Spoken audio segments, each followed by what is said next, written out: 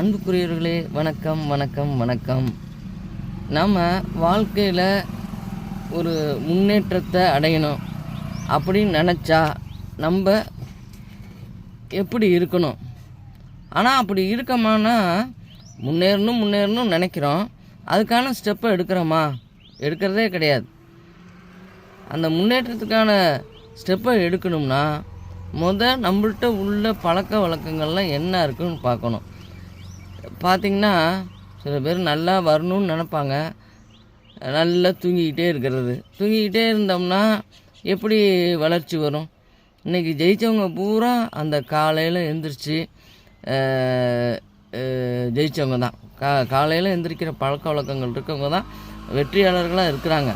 நிறைய பார்க்குறப்ப அதுதான் முக்கியம். அப்போ நம்ம தூக்கம் ஒரு அளவோடு தான் இருக்கணும். அடுத்தது முயற்சி பண்ணுறோமா? எப்படி முயற்சி பண்ணணும்? எந்த மாதிரி முயற்சி பண்ணால் நம்ம ஜெயிக்க முடியும்னு நினச்சி பண்ணணும்.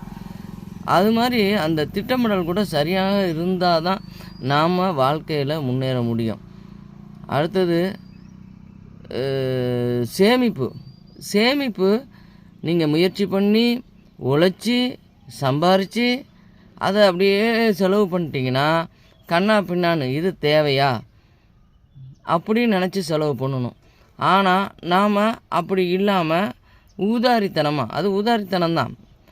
நான் 1 லட்ச ரூபா சம்பாதிக்கிறேன், 2 லட்ச ரூபா சம்பாதிக்கிறேன்னு பேங்க் பேலன்ஸு ஒன்றும் இல்லைன்னா என்ன பண்ணுறது? அடுத்த நிமிஷம் காசு வந்துடுமா? இல்லை காசு தான் கொடுத்துருவானுங்களா? அவன் உழைச்சி பார்த்தாலும் அவனுக்கு தெரியும். காசு அவ்வளோ சீக்கிரம் எவனும் கொடுக்க மாட்டான். ஏன்னா அவனுக்கு காசோட அருமை தெரியும். நாம் அது தெரியாமல் ஊதாரித்தனமாக செலவு பண்ணால் நம்மள்கிட்ட எப்படி காசு? லட்சுமி தேவி நிற்பா? என்னடா அது அலட்சியப்படுத்துகிறான்? எதுவுமே அதை ஆசைப்படுறோம், அதை தக்க வைக்கணும்னு நினைக்கணும். பேங்க் பேலன்ஸு என்ன? உழைச்சிக்கிட்டே இருக்கிறோம், ஆனால் பேங்க் பேலன்ஸு என்ன வச்சுருக்கோன்னு பார்க்கணும். யாராக இருந்தாலும், இன்க்ளூடிங் நானாக இருந்தாலும் அதை தான் பார்க்கணும். இல்லை எனக்கு தெரியல அப்படி இப்படின்னா இது மாதிரிலாம் போடுறோம்ல மெசேஜ், எவ்வளவோ பேர் போடுறாங்க. நல்ல மெசேஜ், நல்ல கருத்துக்களை நிறைய சகோதரிகள் சொல்கிறாங்க. அதெல்லாம் கேட்கணும். அதெல்லாம் ஒரு அனுபவம். ஊதாரித்தனமாக செலவு செய்யக்கூடாது. நம்ம நல்ல லட்சாதிபதி ஆகணும், கோடீஸ்வரி ஆகணும்னா தூங்கிக்கிட்டே இருந்தோம்னா நம்ம லட்சாதிபதி ஆக முடியாது. இல்லை வாழவே முடியாது. தூங்கிக்கிட்டே இருந்தோம்னா அடுத்த வேலை சொத்துக்கு போக வேண்டியது தான்.